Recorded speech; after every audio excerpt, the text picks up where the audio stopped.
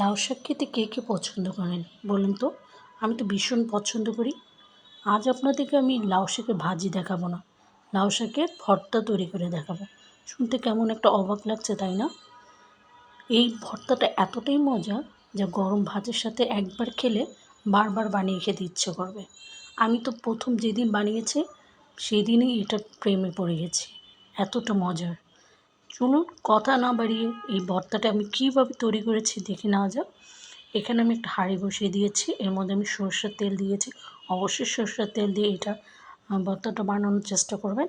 তারপর কিছু লাউয়ের আটি থেকে আমি পাতা নিয়ে ভালোভাবে ধুয়ে ছোটো ছোটো করে কেটে নিয়েছি।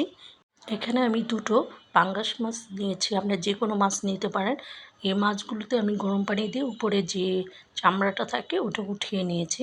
তারপর এখানে দুটো রসুন ভালোভাবে খুলে নিয়েছি, ওগুলো দিয়ে দিলাম। আর কিছু শুকনো মরিচ দিয়ে দিয়েছি, দিয়ে একটু ভালোভাবে ভেজে নেব যতক্ষণ পর্যন্ত শাকটা সিদ্ধ না হয় আর রসুনগুলো সিদ্ধ না হয় ততক্ষণ পর্যন্ত এটাকে ভাজবো। অবশ্য মাছটাও ভালোভাবে সিদ্ধ হতে হবে।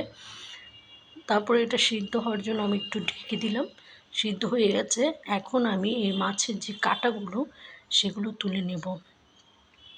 আর পাঙ্গাস মাছের কাঁটা বেশি একটা থাকে না, মাঝখানে একটা কাঁটা থাকে, ওটাকে আমি আস্তে আস্তে করে বের করে এটা ফেলে দেব।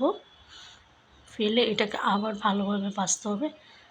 তা এর মধ্যে আমি কিছু পেঁয়াজ কুচি দিয়ে দেব। পেঁয়াজ কুচিটা দিয়ে দিলাম। পেঁয়াজ কুচিটা আপনারা আগে দিবেন না, কারণ তাহলে বেশি ভাজা ভাজা হয়ে যাবে। এখন দিয়ে দেব কিছু ধনেপাতা কুচি আর কয়েকটা কাঁচামরিচ ফেড়ে দিয়ে দিয়েছি। এটা দিয়ে ভালোভাবে একটু ভেজে নেব। ভাজা হয়ে গেলে এটাকে আমি ব্লেন্ডারে জগে দিয়ে দেব। আপনারা এটাকে শিলপাটাও বেটে নিতে পারেন। আমি এটাকে ব্লেন্ডারে জগে দিয়ে দিলাম, পেস্ট করে ফেলেছি। দেখেন ভর্তাটা রেডি। এটাকে আমি একটু তুলে দেখাচ্ছি আপনাদেরকে কতটা সুন্দর হয়েছে। দেখেন আমার হয়ে গেল লাউ শাকের ভর্তা।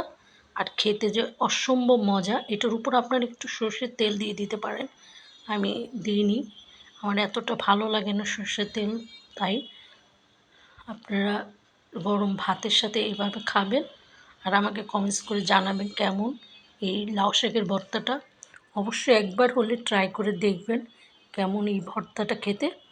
আমি একটু ভাত দিয়ে মেখে আপনাদের দেখাচ্ছি কতটা লোভনীয় আর কতটা খেতে যে মজা, একবার না বানিয়ে খেলে বুঝবেন না।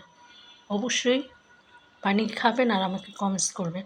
আমি খেতে খেতে চলে যাচ্ছি। আজ এই পর্যন্ত। সবাই ভালো থাকেন, সুস্থ থাকেন। আল্লাহ হাফেজ।